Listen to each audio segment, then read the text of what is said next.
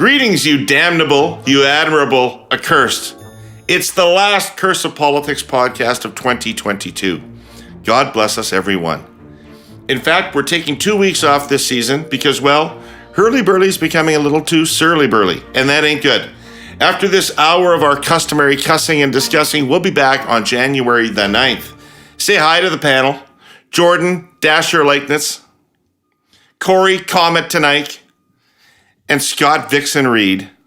Vixen. All right, I'll take that. Yeah. Well, at least you're not Rudolph, you know? Yeah. Come on, Bob. Comment on your drinking. We're going to start the pod talking about how the debate du jour, is Canada broken or is it not broken, is likely to play out politically. Following that, in our long tradition of year-end roundups, we'll give you our own cursed version. What's the most politically smart move of the year? Who's the person most cursed by the political gods this year? Most overrated, overreported issue or event of the year? What's the issue from 2022 most likely to matter in the next election, whenever that is? And then something I just know is going to be heartwarming and generous. The curse of Christmas. What gift would we give each of the leaders? And finally, we'll let Gordon Pinson close out the show with our Hey Yous. Scott, Kory, Jordan, are you very festive? Are you fully in the Christmas mood? Yeah. Pretty merry. Yeah, getting there. You look so merry, Jordan. You do. You're smiley and happy. Here. It's Monday.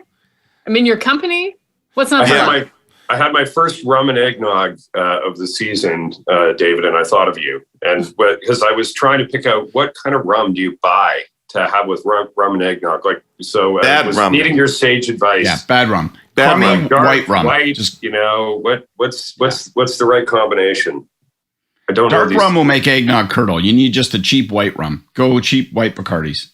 Okay, I got it all wrong. I don't know. I do Sailor Jerry's. I'm like, I feel you stir it, but maybe I'm doing it wrong. What do you do?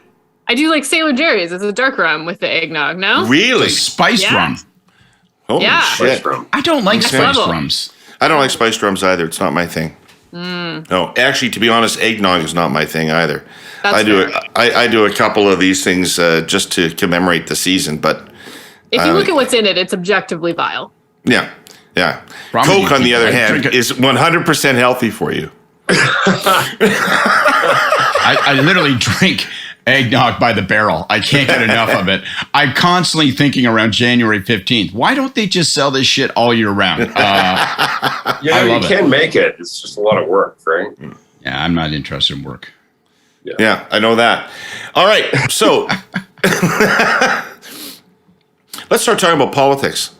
So I would say the thing that happened last week was that Trudeau took the bait, if you will, or took the issue that the framing that Poilievre has put on the table and decided to embrace it and fight on that territory. In fact, he said, this is where we draw the line. That's almost how you define a ballot question. Poilievre's been going around saying everything is broken. Trudeau decided to say, no, everything is not broken, and fight on that territory. Is everything broken? Well, Scott, you got wrong direction at around 70% in the country. You've got most people thinking that they're falling behind financially and economically. You've got seeming chaos in the world, and you've got you've got a government that looks like, for a while, that it wasn't able to actually function properly and get people passports and get people through the airport, etc. So why isn't this a good theme for Poilievre? Is this a good theme for Poilievre? Is he on something here? It feels to me like, probably a lot of people would have nodded their heads when you say everything's broken. No? Objection, Your Honor. Clearly, counsel for the accused is leading the witness. I feel like maybe you're embedding your own bias in the way you pose the question, David. I didn't like it. But maybe not for the reason that you're hinting at. I think it's always something you have to genuinely ask yourself when you decide to parrot the negative. When you pick up the person's when you pick up your opponent's allegation. So wait, you didn't like Trudeau responding to it, is what you're saying? I didn't like it, but for a slightly different reason. So one, I grant you that I think it's always a mistake to parrot the negative, or almost always a mistake to parrot the negative. So you pick up your opponent's allegation, you repeat it, you put it into your words and your mouth, and therefore get their clip in your coming out of you. So I always think that's a mistake. And I also think, I think like you, in broad terms, it's probably not the best ground to fight on. But I also think it's even something, those of us who worked with prime ministers, which is, pretty much everybody here, and leaders, it reflects an affliction that infects leaders. And that affliction is, Jesus Christ, am I the only one around here who's going to talk about all the good I do, all the stones I carry up all the hills, and no one is giving me any credit? Those motherfuckers in the media only have bad questions for me. Nobody ever talks about all the planes that land on time and safely. And so I'm going to have to go out there, I guess, and say it all myself. So give me a list of my greatest hits, all the accomplishments I've rendered this past year that no one has credited me for, so I can put a feather firmly in my own cap in front of everyone. And I think that's the mistake. And, and you see it all the time with leaders. We've all had to put up with it. And it's a Liberal caucus Christmas party. So I'll cut the prime minister some slack. He's in front of a home crowd. He's trying to say to people, everything isn't broken. Let's be partisan and pound him a bit. And then remind everybody here of all the good that we've done. Hooray, pat yourself on the back, go have Christmas. So if it's a one-off, I'm just going to shrug my shoulders. But the impulse and the instinct, and sometimes it's impossible to stop them. But when you're with a leader, when you work for a prime minister, and you let them indulge that instinct to be woe is me, and let me tell everybody about how how counterintuitively terrific I'm actually being in this job, that's a mistake. So I didn't like it for both those reasons, but particularly, he doesn't want to get out there. You want to be on your front foot. You don't want to be talking about what Poilievre is talking about. You want to say, you know what? Let's have a fucking argument about healthcare in this country. Or this is what we decided to do to ease economic burdens and challenges going forward, and it's compelling.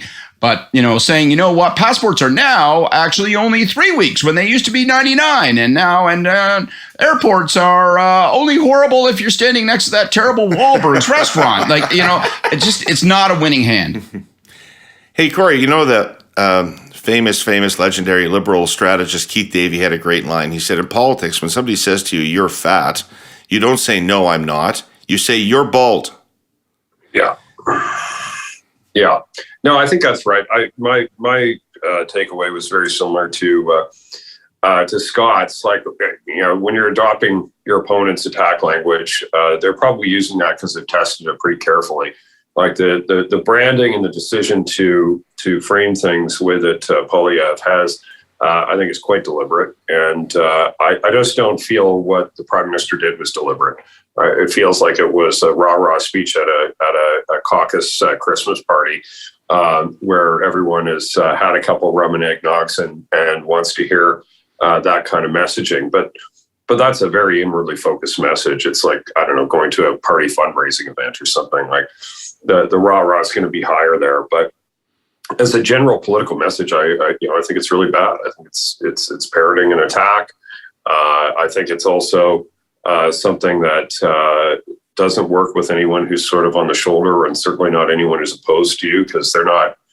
They're only ever going to be counting the things they think are broken, and they're going to be trying to prove you wrong. And you're basically throwing out a standard whereby everything is perfect, and no one's really going to live up to that measure. With any voter who's even mildly critically thinking about it. So, do you like the Poilievre attack? I do. I do think there's a version of a response, though, which we've talked about before, that would be, smarter territory for the Liberals to be on, which is to talk up the country more. And I think one of, as we've talked about before, I think one of the misfires of the Trudeau administration over time has been this tendency to talk down the country, not to rout the party and the flag as much, which I've always viewed as the number one political asset of the Liberal brand and the Liberal Party. So, I wouldn't say parrot Poilievre's line, but I would maybe take a mirror opposite view of it, just the same, where you are talking up the country without explicitly parroting the lines of your opponent. Jordan, the voters in Mississauga Lakeshore didn't seem to think everything was broken. Well, I think we've already determined that by-elections largely mean nothing when it comes to the larger question about the election that Trudeau is going to face whenever that moment comes. And I think that the danger of stuff like this is it's self-indulgent, and it risks coming off as incredibly out of touch. And I think, to just echo what Scott said, it's the worst type of instinct. And I actually do think that staff around him, you have to stop this stuff, because sure, that was one, speech into a room full of partisans, but guess what? It's covered in the media, and now it's a year-end narrative for them. And I don't really think that's the message that they should be leaving voters with. People do feel like things are not working in some pretty major ways. And to my mind, and I would maybe differ a little bit with Kory on this, I think that the Liberals can make a strong response, a bit more of a case for the role of government in supporting people through tough times. I think that they have some strong things to point to over the last 3 years that they could build on.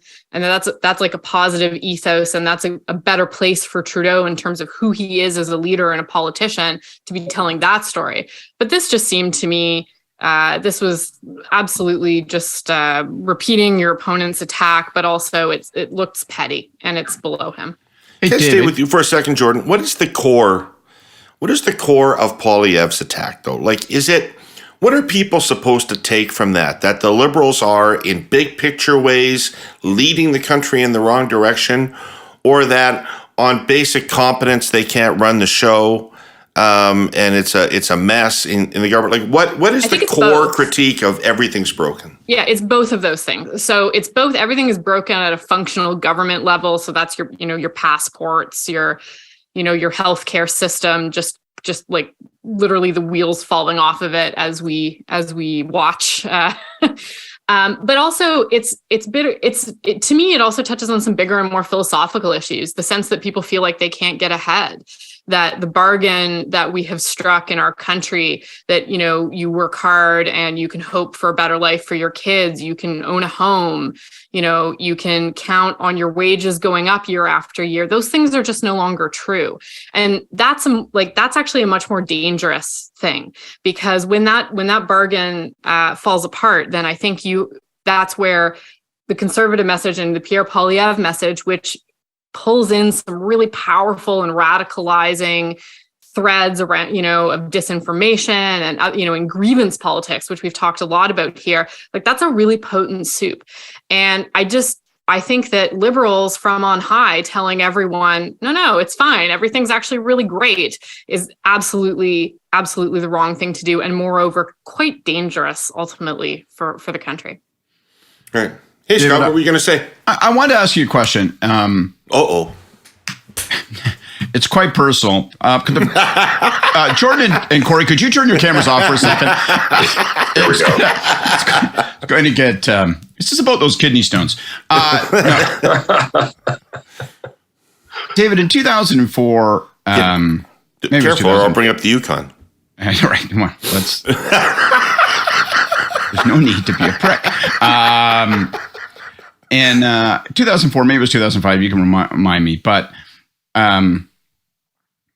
Stephen Harper becomes leader. And you begin what is at that time, I think, as kind of the chair of the Liberal campaign, you begin the first pre-writ advertising campaign, negative advertising campaign by an incumbent government against an opposition leader. And people were kind of that broke a norm, and people were kind of lots of Liberals were skittish. People would call Paul and say, what the hell are you guys doing? And it looks so weak that you're doing this and all that kind of stuff. But it helped. It helped drive up his negatives. It helped us define Stephen Harper before he got a chance to define himself. And I think it really paid off when we had to pull the campaign back after going down in 2004 and have to redefine ourselves. And those latent negatives helped us resurrect ourselves. Why haven't the federal Liberals done a pre-writ advertising campaign against Pierre Poilievre? Pierre Poilievre has been able to define himself for a handful of months now skate away from the Freedom Convoy, not really be about anything other than cost of living. Why haven't they put like $4 million on the table and pound a living piss and say, hey, in case you don't know who this guy is, this is who this fucking guy is. And this guy is a bad guy. I don't understand why they haven't done that. I know there's some people say, well, don't do it now, wait till later. But I'm like, no, events may define it by later. Like, you've got money in a free hand, do it now. Why haven't they done that? First of all, the biggest mistake I probably made in politics was taking those negative ads off the air when the writ started and going to positive ads. We took our foot off his throat, and he got up, the fucker. But anyway, I don't know why they're not doing it. I mean, maybe they don't have the money, but it's also possible that they've convinced themselves that they don't work, despite the fact that they did work on Harper, and they did work on Dion, and they did work on Ignatieff. The fact that they didn't work on Trudeau may have convinced the Trudeau people that they don't work. And I think if that's the case, I think that would be the wrong lesson. I mean, I think the mistake of the Conservative attack on Trudeau was that they leveled an allegation that could be rebutted and was rebutted by the campaign of that Trudeau ran. So, but if you have an allegation that's going to stick, if you have something that's real, which they do with Poilievre, I have no idea. We all expected this would happen. It seems almost a standard part of politics now to do this. And I don't know. It's a mistake. Yeah, I agree with that. I'm baffled by it as well. Like they squandered the summer, the spring. They had all this time. But I don't know at this point. I'm not sure. I'm not sure there's any point. If you could go out tomorrow, I wouldn't, or even at the beginning of December. Like once you get into this sort of very competitive marketing environment going into Christmas, that's in my view always a bad time to run any political ads anyway, because there's just too much clutter out there. No, I wouldn't. At this point, I'd be looking at late January, early February before I would do any political marketing for any party. Is everyone enjoying the maelstrom of the holiday season? Hanukkah is upon us, and we're down to counting the days in single digits before Christmas and Kwanzaa. Trying to fit in parties, visiting family and friends, and the stressful annual ritual known as Help Me. I have 15 people I still need to buy for, and I'm trapped in this godforsaken mall for 7 hours. Yep, it's giving season, which often means it's sweating season. So I thought I'd try to soothe that level of stress with a heartwarming giving story from our presenting sponsor TELUS and their Friendly Future Foundation. It's about a grant made to Big Brothers and Big Sisters Canada. We all know the critical role the organization plays in connecting kids to volunteer mentors, helping them overcome adversities and obstacles in life. But, you knew there'd be a but, right? For many local chapters, the number of youth who desperately need mentorship far exceeds the number of volunteers available to make a match. The result has been a huge and often closed, because of the sheer length of it, waitlist for kids who need help now. So thanks to a $200,000 innovation grant, Big Brothers Big Sisters are starting on their Little Wait, Big Impact technology project. It's a digital transformation, creating new online tools that reduce wait times during volunteer onboarding and intake when too many interested volunteers would historically drop out of the process. Documents can all be signed and uploaded online now instantly. Interviewing and training sessions are now virtual and far faster. The technology also makes the mentor-mentee matching process more effective and improves the user experience. Kids get the support and guidance they need to help them get through tough times faster. That's what the TELUS Friendly Future Foundation does, a registered charity that believes all youth, regardless of their circumstances, deserve an equal opportunity to reach their full potential. This year alone, 548 grants to the tune of $10.5 million. You can learn more now at friendlyfuture.com. Well, they've got to. I guess one of the things I don't like about the It's Not Broken thing is that it's defense. And that's sort of where I was going with my Keith Davey anecdote, is it's defense, and they need to be playing offense. And admittedly, it's 2022 and the election's not for 2 or 3 years, whenever it is. But so nothing's the end of the world. But they need to be playing offense, because the reality, just keep saying this, and people can contradict me if they want, but the reality is that if they are going to win another election, it was not because they were endorsed. It was because Poilievre was rejected. Right. And so they have got, everything they do has got to be building up a case of why Poilievre is unacceptable as a replacement. Right. But isn't also the best issue for them to fight on healthcare? Like, if I were the Liberals, I'd be wanting to fight on healthcare more than anything else. What is the prevailing view of Canadians on our healthcare system right now? Is that it's broken, right? Like, that it's not working. And the correct framing of that is not to say it's not broken. Don't believe your lying eyes. That waiting list for the surgery doesn't exist. Oh, that emergency room isn't actually closed. Oh, actually, that medicine you can't get for your sick kid is actually there. You're looking on the wrong shelf. I think the framing for him is it's broken, but you can't trust Poilievre to fix it because he doesn't have the big warm, gushy, progressive heart that I do. But and I think. Yeah, but the saying it's not broken actually undermines the stakes that you're trying to throw out there around that core issue. And basically is telling people that they're not, their perception of things is incorrect, which is. I think you have to on healthcare though. I think they've got to show up with a fire extinguisher before they start casting. That's right. Telling people who started the fire. That's exactly where I was going to go. Like you can't. They have to have an end game first. You can't engage the decision. It's a massive strategic decision for this government going into 2023 as to how they're going to play the healthcare thing. Like a deal is inevitable. The fact that they're going to hold the line that at minimum it needs to be tied to healthcare funding, has to go to healthcare funding. That those things seem inevitable. But whether they decide to get this issue behind them by dealing with it, whether they're going to take it up and say, do we turn this thing into a sword and maybe we'll contemplate the possibility of an election around this issue. Like, they got to figure all those things out. And you can't engage any of that stuff until you come to the table with dollars. Then you can say, yeah, you know what? It's ailing. We've got the right fix. They've got the wrong fix. And, but you can't engage that conversation until you are putting something on the table, I think. And I think if we all agree that a deal is inevitable, and I think everything points to that being the case, the thing that is especially strange or that I find really puzzling about this is that the Liberals and Trudeau, and we've talked about Freeland before, continue to commit the political crime of not putting voters at the center of the story. And they seem incapable of centering the experience of Canadian voters in how they're reacting to these things, how they're framing the problems.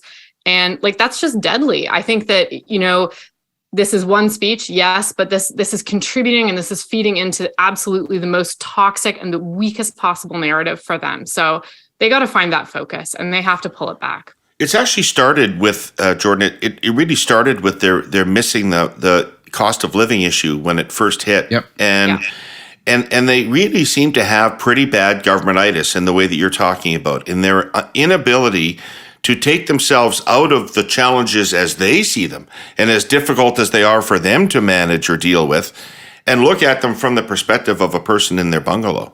That's right. This is not a story about how great Justin Trudeau is. And until they move off of that, there's not going to be success there. The biggest tell on that is whether it's cost of living or now as we start to move into the thorny briar patch of talking about healthcare, is when as a government you start talking about international comparators. Like when you hear people say, listen, I know it's goodness knows that I know it's tough out there. We've all been there, Scott. It's okay. I moved on Disney Plus, okay? So I'm not taking this economic downturn lightly. But compared to Italy and Belarus, our interest rates are not as high. And you go through all of those. We're second in the OECD, Scott, in something. All this kind of shit, right? And you're going to hear it on healthcare. Well, it's a percent, per capita spend, it's actually quite a bit lower. So it's not like we're funneling and blah, blah, blah. And it's like, who are you talking to, right? A briefing note is not a message and is not a political argument.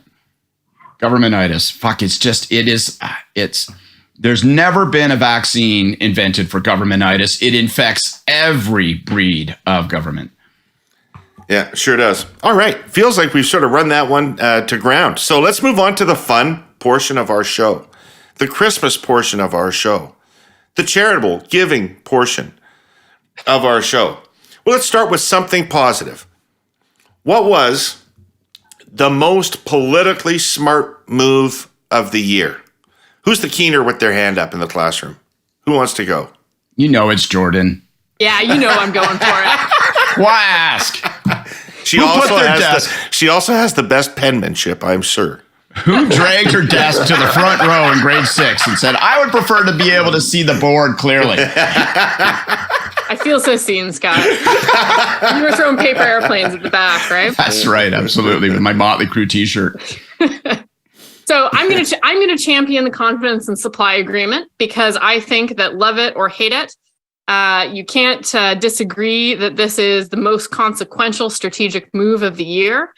I think that why is it the best strategy? So for the Liberals, it has bought life. It has bought stability. That's not an insignificant thing in their current circumstance, particularly with some of the weaknesses that we've just discussed. It has sidelined the bloc almost entirely.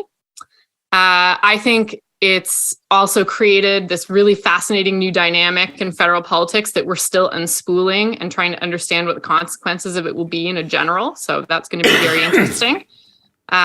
For New Democrats, this obviously, we've talked a lot about this, but this is going to give them some of the governing record they're craving. And for Canadians, I think ultimately they win too, because they're getting some policies and supports and programs that they may not have otherwise. I think it's fascinating to see also what's going to happen in terms of this deal pulling the Liberals further left over the course of a couple of years and what the consequences of that will be. And it remains to be seen with Pierre Poilievre sort of vacating the center a little bit. Is that good or is that a mistake? So time will tell. But I think it's an opportunity for Charest, I think. Yeah, well, he's a sure bet. Center ice. Drop the puck. Way up to 16%. Give a couple more years. Oh, yeah, that's my pick. All right. That was going to be my pick as well. And I'll just add one quick thing on it. It gives you everything that Jordan said, but it gives you one thing more as a government, which is that it allows you to avoid the pernicious but largely invisible threat that infects minority governments in that bad decision making. When you feel that every cloud on the horizon could turn into the thunderstorm that strikes you dead with a bolt of lightning, you start to make all kinds of perverted, weird choices. You panic, you respond to the wrong thing at the wrong time, all sorts of stuff. It's like you just grip the golf club. The perversions were Scots alone. Perversions, that's right. You start to, you're like, wait a second. Am I buckled up here? But So I think, it helps in that. It gives you breathing space, optionality, and choices. By having taken that option, then I'll give you my I had a number 2 choice, and that's Pierre Poilievre's decision to lay off of the inquiry. Just the fact that he just went silent, went deep, very strategically smart. Why he wasn't challenged on it, why somebody didn't yank him by the lapels and drag him back out in front of the cameras and make him answer questions on it beats the hell out of me. But it was a very, very astute decision. He didn't do an Aaron O'Toole pivot. He didn't say, he didn't brief media saying, off the record, we just want you to know and report that, we used to be for this, but now we're not, we're for something else. He didn't do any of that. He just went quiet. And I thought that was very smart. So, the word locomotive. It derives from French and before that from Latin, and it originally meant moving from a place. But the word quickly came to express sheer power, striving to describe their new hero's incomprehensible strength more than 80 years ago. Superman's creators at Detective Comics famously dreamed up the phrase, more powerful than a locomotive. Back then, most locomotives were driven by steam, and they really were monstrously powerful. The big boy locomotive, which dragged trains through Rocky Mountain passes until 1959, could generate 6,000 horsepower. But steam engines weren't very efficient. Nowadays, our sponsor CN operates nearly 2,000 diesel-electric locomotives with 4,000 horsepower or greater, along with several hundred smaller ones that move trains around yards. And no longer do 1 or 2 locomotives haul a train behind them. Nowadays, with trains measuring 10 to 12,000 feet in length, yes, that's up to 2 miles, locomotives are often pulling from the front and middle and pushing from the end. The one in the front controls the others, and the caboose has been replaced by an electronic telemetry device. New locomotives may still look like iron brutes, but they are in reality sophisticated, computerized, and stuffed with technology. Power and braking is more evenly distributed. The train is safer and far more efficient. And CN just acquired 57 new AC-powered locomotives, which can generate 30% more traction as the train starts up. That, along with hills, is where the most exertion takes place. These modern behemoths cost a lot of money, but CN is committed to spend and do what is necessary to meet demand from shippers, and that means maintaining a fleet of powerful, efficient locomotives. After all, put at its simplest, what CN does is moving things from a place. Kory, you want me to go or you? Yeah, I can.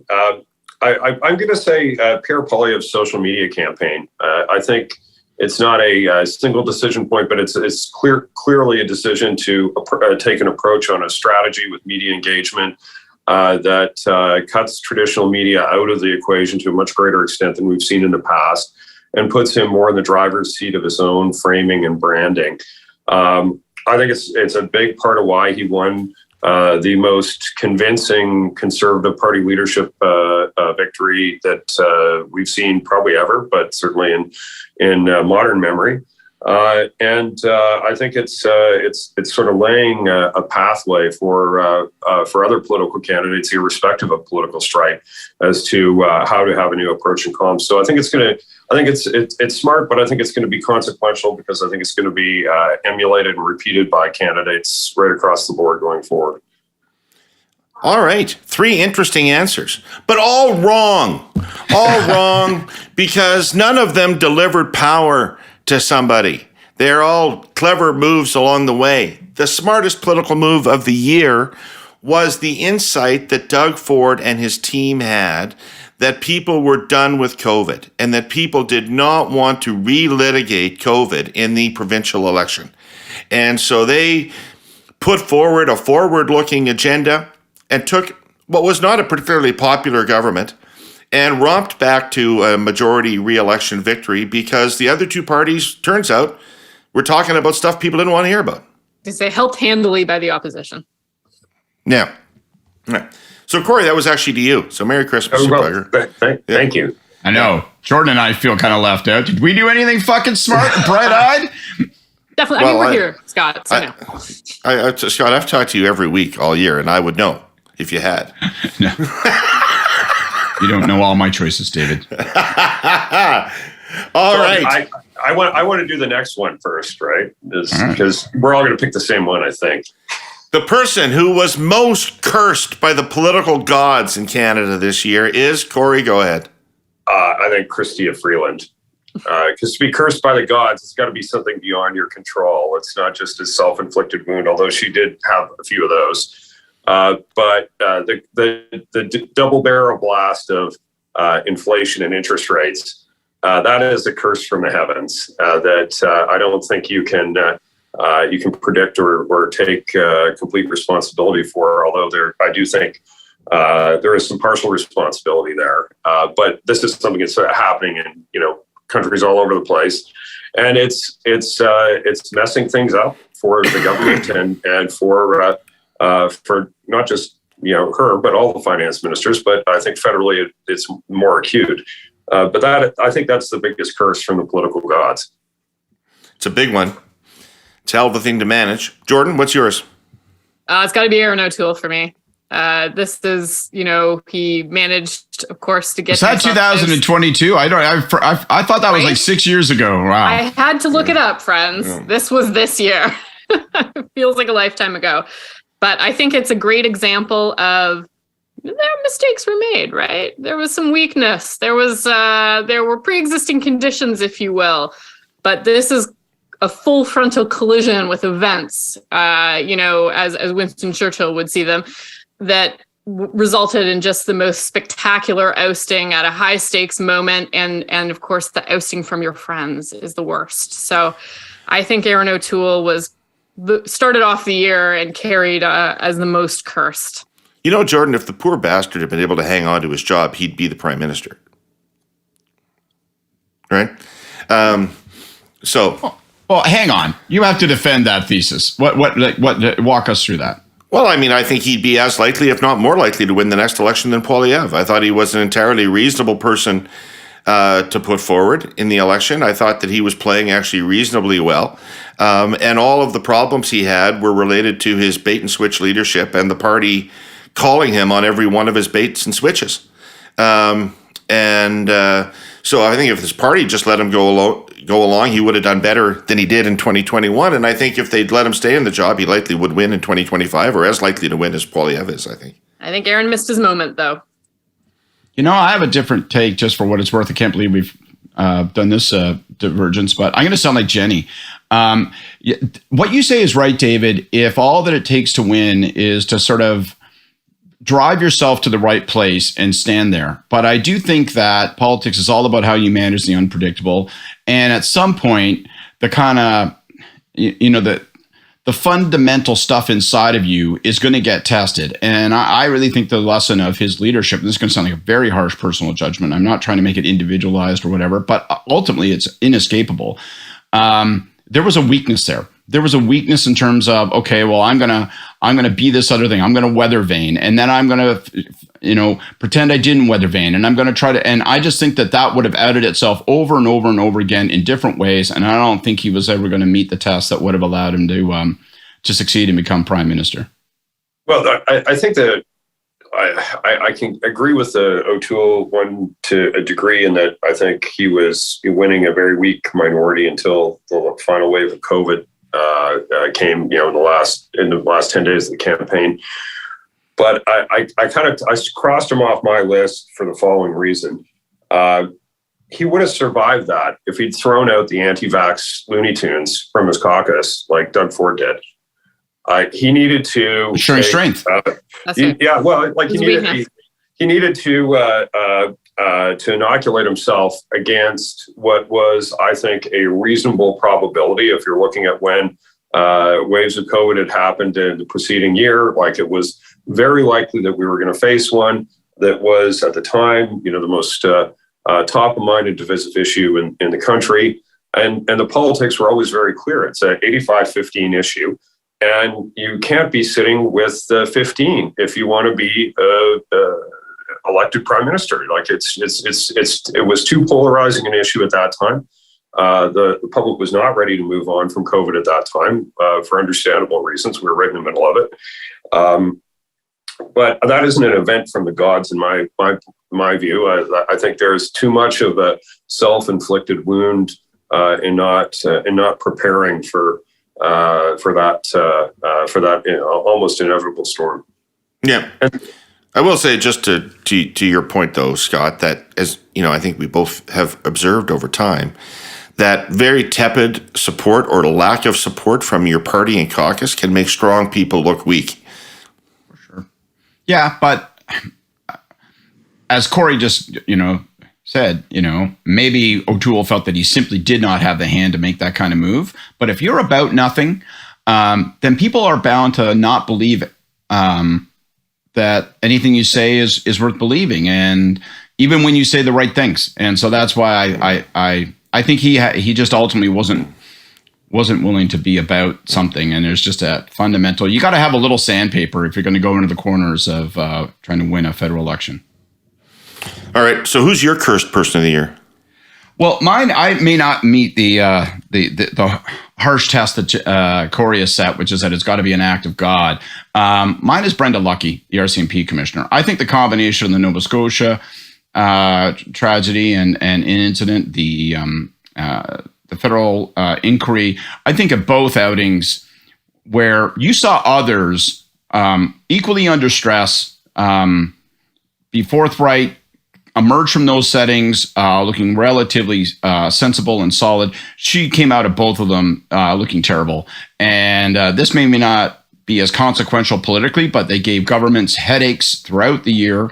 And if you're going to be the RCMP commissioner, it's an inevitability that part of your job is effective public communication. And by the way, effective communication within the ranks of your own service. And I don't think that she has mastered those skills. I think quite the opposite. Every time they give her the ball, she puts it on the ground. Every time she drops the rock. Yeah. And in addition to that, I think that reading between the lines, it feels like she has engaged in that play up to the anticipate what the ministers and prime minister's office will want, try to get there before they do and say what they want, which then puts government, and I've been there, puts government in a position of looking like they asked for something when they didn't necessarily. And then nobody believes you because you're on the wrong end of cynicism, and politics is rife with it. And I just think that she's just demonstrated that these are not waters in which she can swim, and I don't expect her to survive this year. I don't know what the mechanism is or how it will unfold, but I just don't think that she's going to make it through 2023. Well, if she had an ounce of honor, she'd have resigned by now. Like it's clear she doesn't have the confidence of the government. It's clear she doesn't have the confidence of Canadians. It's clear she doesn't have the confidence of the organization she purports to leave. If she had any honor at all, she'd step down. She has her own confidence. But yeah, well, I at least she has someone's, right? Yeah. It all starts with self-love, I guess. But tell me about it. I would name her, maybe the most incompetent person drawing a public paycheck, but I'm not sure it qualifies as cursed at, maybe. I'm not sure mine qualifies as a pure act of God either, because there was some contributory work involved here. But mine is Jason Kenney. I've known Jason Kenney not well, but I've known him for a very, very long time. When he was just a young man, super interested in politics, interested in the Liberal Party at that point, and always a policy guy, always thinking about ideas, an intellectual of sorts, and. It sounds like I have some respect for him, I do. That doesn't mean I don't like. It means that doesn't mean I like his politics. I mostly don't. But he's a smart person and a capable person who spent his life studying politics, and a bizarre combination. First of all, he accomplished something stunning when he put that party together in one government, and then, through a series of events he could never have foreseen, his own creature turned on him and killed him. And I just think that as he sits back and he watches the mediocrities or worse that have replaced him and are now in charge of the province because the people of that party decided that Brian Jean or Danielle Smith would be better people to run Alberta than Jason Kenney. Jason Kenney wasn't the right person to run Alberta, but that change is madness. And so that's my choice for a person that was cursed by the gods, given a set of issues that were probably unhandleable, and certainly he couldn't handle them, and here we are. So there we go. What's an tragedy? Yeah, go ahead. Go ahead, Craig. No, I was just going to say it's a political tragedy like worthy of a Shakespeare play. Like it's such as you described it, such a sad story in a way to see somebody who had dedicated their life in such a complete way to the task of politics, and then most recently in the unification of the conservative movement in Alberta, et cetera, and then to see the way it ended for him it is tragic. He's not without a hand in his own undoing, but it doesn't make it any less tragic to witness. I find it a bit karmic, but I do respect the way he went in the end. But I don't think we've seen the last of him either. I'm like David. No. I have a certain amount of personal affection, having worked with him a little bit over the years, and so like you, Kory, you kind of go, God, it's just he pulled some of those stones down on top of himself, but still, it's unpleasant to witness. Yeah, it is, and yeah, it's but I don't really see anybody out there rejoicing in his demise. And I think there's a lot of people who share the same sentiment that we're expressing here today. And if there's one thing that I would say about Jason is I think he's someone with a lot of resilience to go with that intellect and work ethic. And people who are resilient and work hard and are smart, usually things turn out pretty all right for them over time. So I'm very confident that we'll see more of Jason Kenney in the future, doing something interesting and successful, whether it's in politics or something else. So if you're a long-term or even medium-term planner, you tend to want to make sure you have enough of the really vital stuff in life, well, before you run out of it. Regular listeners can guess what that stuff would be for me. Hint, it starts with an R and ends with an M, and there's only one other letter. For Canada, shipping container capacity qualifies as really vital stuff, as many of the goods we all rely on move in and out of the country in containers. Our sponsor is the Vancouver Fraser Port Authority, and we've been talking the last little while about how they're proposing to build a brand new marine terminal for shipping containers at the Port of Vancouver, Roberts Bank Terminal 2. Because container capacity on the West Coast is quickly diminishing, because trade needs are only growing in Canada, and the Port of Vancouver is a critical gateway for Canada's trade. Because it will strengthen the link between our country's businesses, big and small, and the global economy.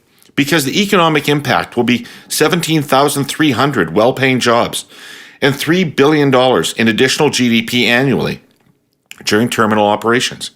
And because, frankly, we've all had it up to here with supply chain issues, so scaling up right away will help connect Canadians with goods when they need them. But there's another key aspect to the long-term planning of this critical port project for Canada I want to talk about. The Vancouver Fraser Port Authority's vision is for the Port of Vancouver to be the world's most sustainable port. And one way they're focusing on meeting that vision is by working with all their partners to build a zero-emission port by 2050. You heard me right, the entire port community. Building and supporting low-emission tech initiatives in an effort to phase out all port-related emissions by 2050 is part of that vision and supports the government's goal to achieve net zero emissions by 2050.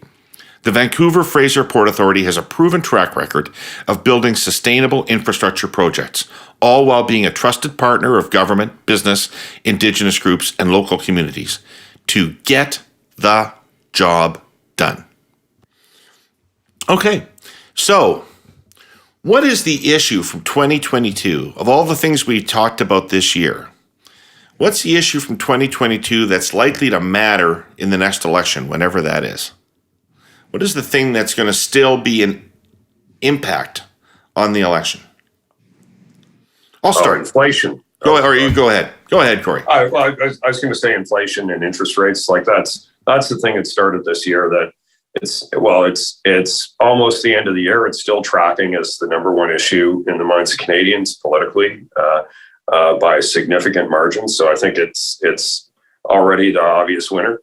And it's the one where the bad elements of it are yet to come. Like if there's one thing that's likely to occur from this, it's probably a recession, be it mild or stronger. And if not, certainly a slowdown to a degree that I think will be politically meaningful. And as more and more Canadians get to the point where they have to renew a mortgage or deal with a credit card bill after Christmas or whatever, like the ugly financial bits of this for, where the rubber will hit the road with ordinary Canadians, I think that's yet to come. And with every passing month that, another, tens of thousands of people will have to renew a mortgage that they got, when interest rates were virtually zero. And now, the prime is 5.45, whatever that is. Like it's significant difference. So I think that one is most likely to play out with the most impact in the next year. Jordan? I'm similar to Kory. I think it's cost of living. I think that depending on whether we see a hard or a soft landing on inflation, we could be into a scenario in the new year where the pre-existing problems with cost of living are exacerbated by a worsening job market. And we've seen, of course, wages are not growing nearly as quickly as inflation, for good or for ill. So that's in addition to all of the things that Kory has talked about around mortgage renewals. This is really going to put a pinch on people. And the optimism I think that Canadians are feeling right now around the job market may vanish. And so that actually is probably one of the most politically dangerous circumstances, because right now that thought that you can still go and find other work that's well paid is, I think is boring a lot of people. And if that vanishes, at the same time that all these mortgage renewals are coming due, at the same time that inflation is remaining stubbornly high, at the same time that the economy is contracting potentially into a recession, I would not want to be in charge for that. Presumably they're hoping that's all ancient history by 2025, right? I think that's the hope, but if the last 3 years have taught us anything, it's that we remain incredibly interconnected globally, and that unpredictable global events could have extremely serious impacts on the Canadian economy, and that we remain vulnerable, really, from everything from supply chain to global economic policy, and that absolutely has impacts on Canadians that go well beyond what can be controlled from Ottawa. Yeah. Scott, what's your issue that's going to have legs? I'm very similar to everybody else, but like really specifically landing where Jordan did it in the last beat there. Like, I actually think the answer is jobs. So it's not necessarily inflation. It's not necessarily interest rates, not necessarily cost of living. I think it's specifically jobs. If we end up with a recession, short recession, but it's one that does not trigger demonstrable losses of employment, then that cuts differently.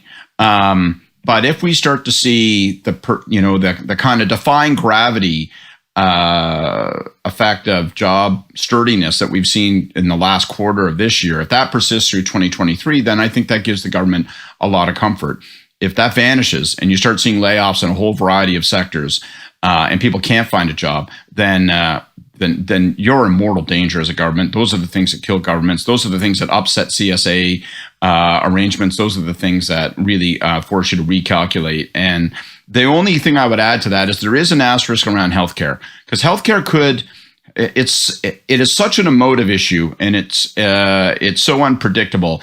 It could be grasped upon by the federal government. The Liberals could say, you know what, if Danielle Smith wants to go and create a real Sovereignty Act war over this issue, and she isn't prepared to take fundamental terms, and they turn this into we start moving toward a referendum around the Canada Health Act. If Pierre Poilievre tries to thread a needle on that issue, that could move from an issue that the federal government needs to address with money and put a shield up around itself to a sword that they can use, and they might be tempted to move into electoral territory. I think that's such a big gamble, so many ifs in that sentence that it's not likely to be that. It's probably a bomb they'll defuse as opposed to a bomb they'll throw, but you have to keep your eye on that issue. Well, I don't think there's any doubt that a large part of this government's hopes for re-election right now are in the hands of Tiff Macklem, and whether or not he can nail this soft landing. Because a mild recession that cures inflation is probably a big political win for the government by 2025. But a bad recession, those things don't get forgotten. My choice, by the way, just to be different, is the confidence and supply agreement between the Liberals and the NDP, because I think it will be an issue in the next election campaign. I think it will feature prominently in Poilievre's messaging, both about what the nature of the government's been to date and what the future plans of the Liberals and the NDP might be after the election. I think the NDP will have some explaining to do about the confidence and supply agreement in the election campaign, and so will the Liberals. So I expect that to be a topic of conversation, both in terms of what it has meant for the past couple of years and what it might mean after the election. Okay, let's go to our fun new item. And by the way, just to give credit where credit is due, everybody, this idea was Scott Reid's. Great. Right?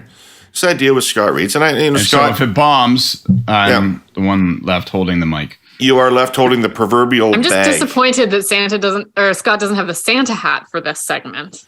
Yeah, I'm not going to do that, Jordan. I'm It's an the curse of anti-festive Christmas. guy. Bah, It's humbug. the curse of Christmas.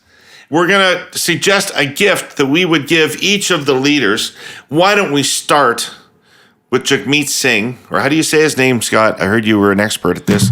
I blew it. I was interviewing on the radio, and I kept trying to. I knew it's Jagmeet, not Jagmeet, but somehow in my scrambled, stupid brain, I flipped the syllabic emphasis. So instead of calling him Jagmeet, I called him Jagmutt, and he was like. Hang on, that's not my name. To his credit, he actually stopped the interview. He said, look, I don't know what the fuck you're talking about. I don't know anybody named Jagmutt. Start again. Right? He was more polite than that. He didn't curse, but he was, it's... All right, Kory, what are you sliding under Jagmutt's tree this year? Yeah, an Old Navy gift card. I think he needs to get out of the $4,000 suits and the fancy loafers, and actually dress like the voters he's hoping to attract to his party and who used to vote for him. I would kick it down a few notches in casual, and I want to help him do that. So Old Navy gift card. Very good. Scott, what are you giving Jagmeet? Doug's like hug. I'm giving Jagmeet a steel lunchbox because I think if you're the NDP, it's not clear how the CSA thing plays out for you. I'm not really certain where they fit into the healthcare conversation. I think the macro politics of where we're at starts to line up as a real heavyweight slug match between Trudeau and Poilievre, representing not just two different parties, but two fundamentally different views on how you exercise politics in the 21st century. So I think you've got to say to yourself, where are my entry points? And I think working with labor and saying, you know what, we are the party of labor, getting that steel lunch bucket, starting to think about working explicitly, forming ties with unions. You got Laura Payne. You interviewed her a couple of weeks ago, David. I would be going to Unifor and saying, let's work together, re-knit those labor. I don't know when it became, some sort of catechism in the NDP that they had to shirk off those old ties. That was an antiquated thing, but I think they've got to work hard at that. I think there's an entry point. They got to consolidate some of that support. So I'd drop the 3-piece suits and I would go to the steel lunch bucket if I was Singh. All right.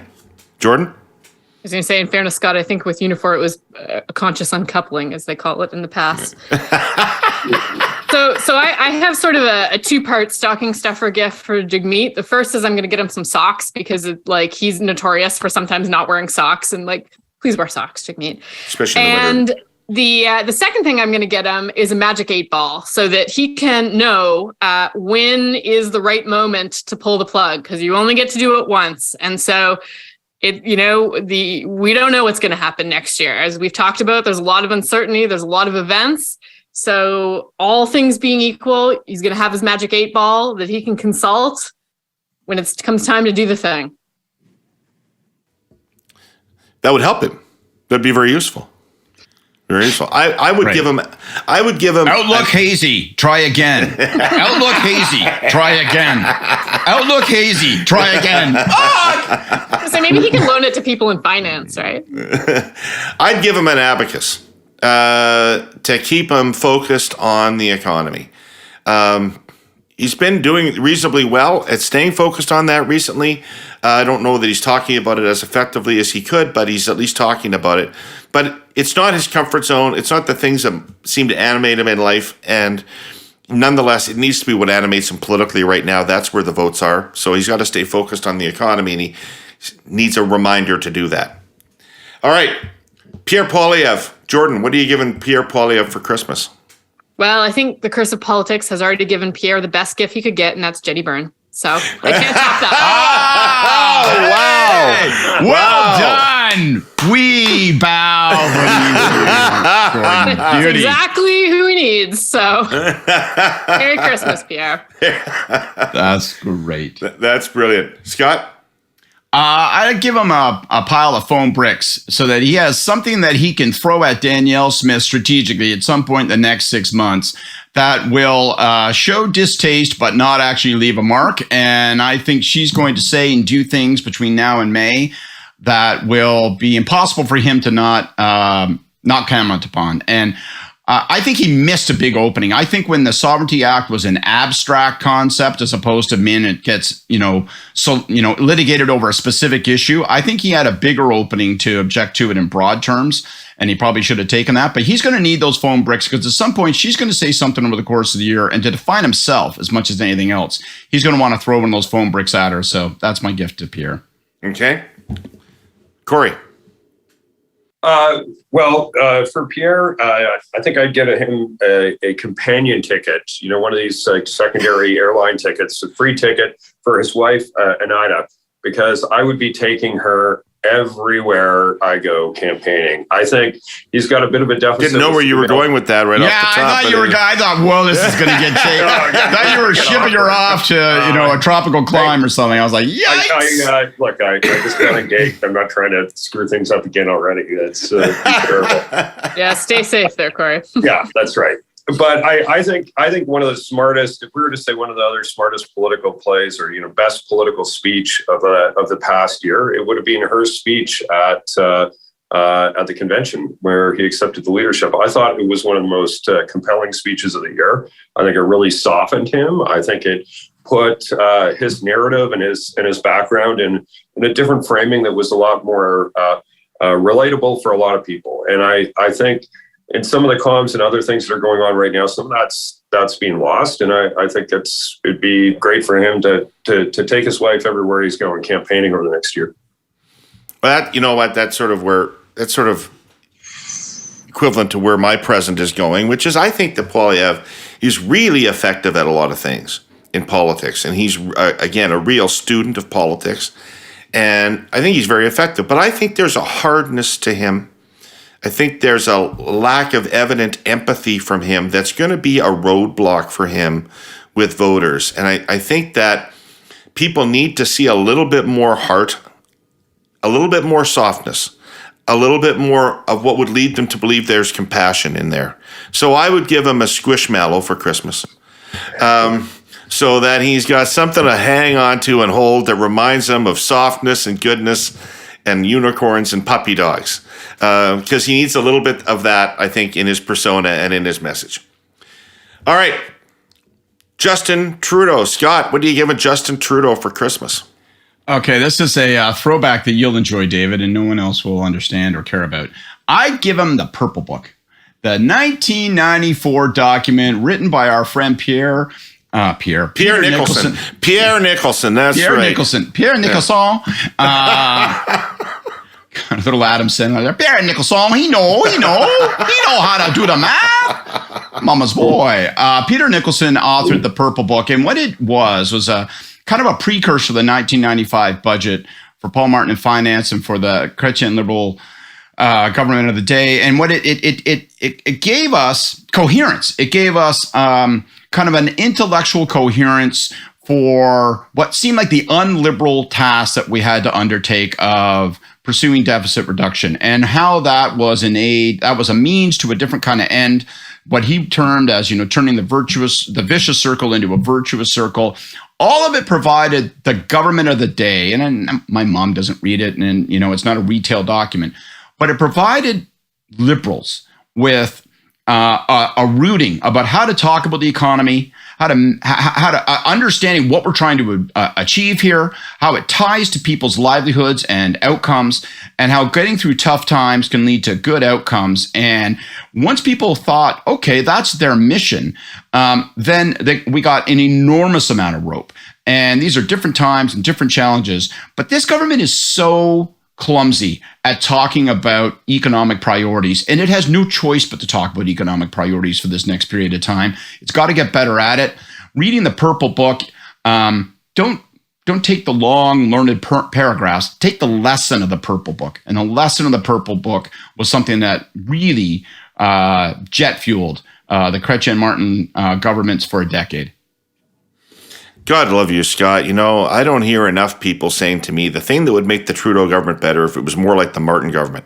And I know people are going to be like, whatever, Let me wholeheartedly endorse this, gift. I think they should try to look more like me and David. But I don't think I'm wrong. And I'm brave enough to say it, even if it sounds like I'm reaching for my own self.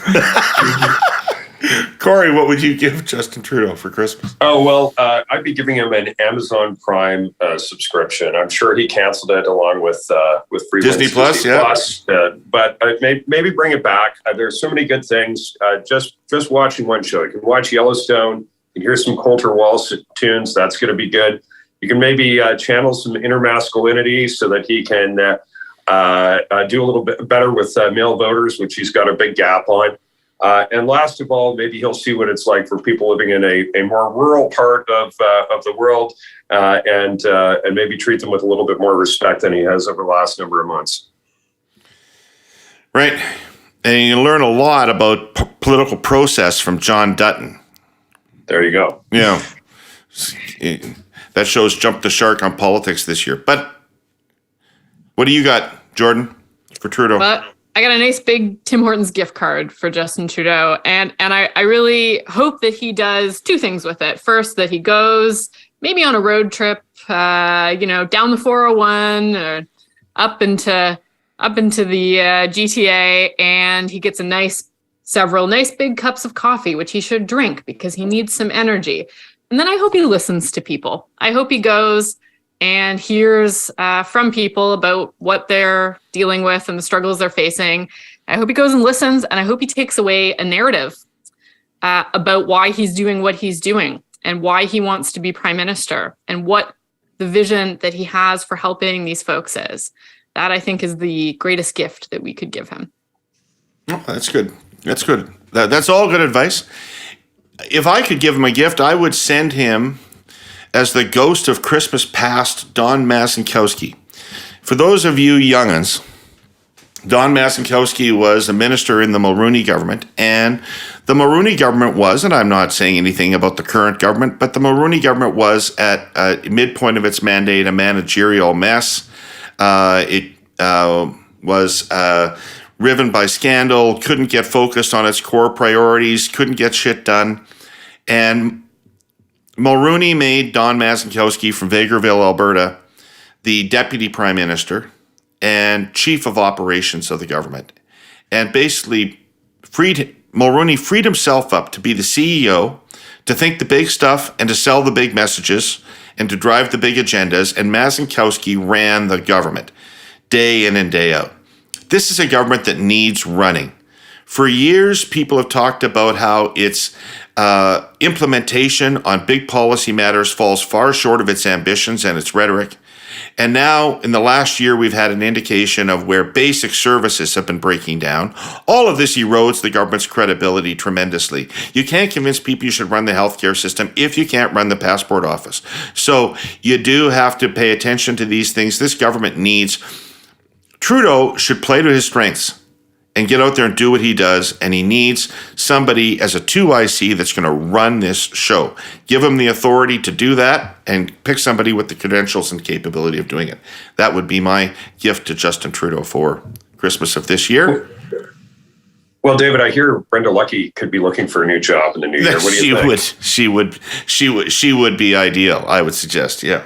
The kind of problem solver you need. All right. Gordon Pinsent, will you end our last of 2022 episode for us? Ladies and gentlemen, please return to your seats. The Hey Yous are about to begin. Okay, Scott, you got a Hey You? My Hey Yous to Peter Polyev. As we drift from 2022 into 2023, healthcare is going to be at the center of the most dangerous debate you're going to face politically in this coming year. Yes, economics is going to dominate the discussion, but you have got to understand that the Canada Health Act is something that people care about, that they actually think it is, it's a totem. It's a totem for Canadians. They overwhelmingly pour into it all sorts of notions of citizenship and notions of Canadian identity. And if you get caught up in a discussion because healthcare talks and healthcare transfers dominate, and you get caught up in a discussion about how we need to walk away from the Canada Health Act, there's got to be more private experimentation. We don't need to be thinking that is an antiquated device that no longer suits our needs, and that, because the system is broken, we're therefore going to need to also break the glass that's on that particular fire alarm. You'll be making a grave political error. So this is some advice you don't care to take from me. You won't trust coming from me. But the Canada Health Act, you better figure out how to play your political cards in this coming year while you wrap your arms around it. Because if you try to push it away, it will bite you hard in the next election. Excellent. Thank you. Jordan.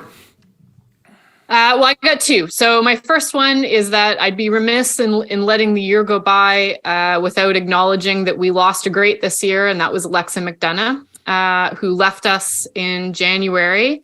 And as many know, so she was the first woman to lead a recognized political party. She was also funny and fierce and kind, and really blazed a trail for many of us in politics. So we salute you from shore, Alexa. She's a Wonderful person. And the second Hey You I have is to all the political staffers on the Hill. So friends, you have arrived at the Christmas break. And as we all know, the Hill runs on human sacrifice. Don't be one this Christmas. Take a break. Go see your family. Call your mom. You have an incredible luxury, which is that with a confidence and supply agreement, you're not imminently being thrust into an election. So please go. I know it seems like this stuff never pauses, but take some time to be a normal person. Everybody will be the better for it. Thank you for your service. Well done. Very nice. The NDP is a major party in Atlantic Canada, and Alexa McDonough invented it, as near as I can tell, and built it through sheer dint of perseverance and charisma. Okay. Kory, what's your hey you? My hey you is to Steve Outhouse, who took on the role of campaign manager for Daniel Smith. I think it's really a brave move to go and do when you're going into a provincial environment where you haven't worked before. So I think that's a brave thing. It's always brave to come in to a campaign when it's down 8 points. So and especially when it's a party that's just come through a leadership campaign, et cetera. That's those things are always divisive. So that is a really tough assignment, and I know Steve to be a very optimistic, happy warrior. And so my hey you is to hey Steve, good luck with the task. Fuck, man, you should have given him a Kevlar jacket for Christmas, the way you described that job. Jesus Christ. Man, like here's a glass of whiskey and a cyanide capsule. You can pick which one you want to swallow first. That was one Maybe depressing hey you. for him to come back on, right?